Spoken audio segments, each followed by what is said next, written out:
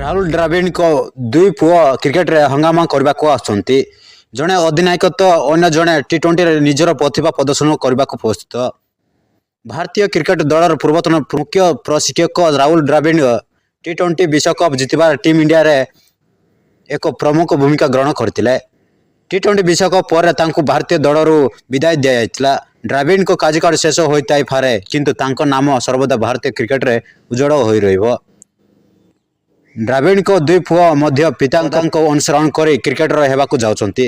ମହାରାଜା trophy SSC ଟି20ର ଆଗାମୀ season ପାଇଁ ବଡ଼ ପୁଅ ସମିତ ଦ୍ରାବିଡଙ୍କୁ ନିଲାମରେ କିଣାଯାଇଛି। ମୈସୁର ୱାରିୟର୍ସ ତାଙ୍କୁ ନିଜ ଦଳରେ ଅନ୍ତର୍ଭୁକ୍ତ କରିଛି। ସମିତ ଦ୍ରାବିଡ ଜଣେ ବାମହାତି ଦ୍ରୁତ ବୋଲର। ଫ୍ରାଞ୍ଚାଇଜ ତାଙ୍କୁ 50,000 ଟଙ୍କାରେ କିଣିଛି। ସମିତ ଦ୍ରାବିଡ ଜଣେ ମଧ୍ୟମ ଅର୍ଡର ବ୍ୟାଟ୍ସମ୍ୟାନ୍ ଏବଂ ଦ୍ରୁତ ବୋଲର। ସେ କର୍ଣ୍ଣାଟକ ଅଣ୍ଡର-19 ଦଳ ପାଇଁ ମଧ୍ୟ ଖେଳିଛନ୍ତି।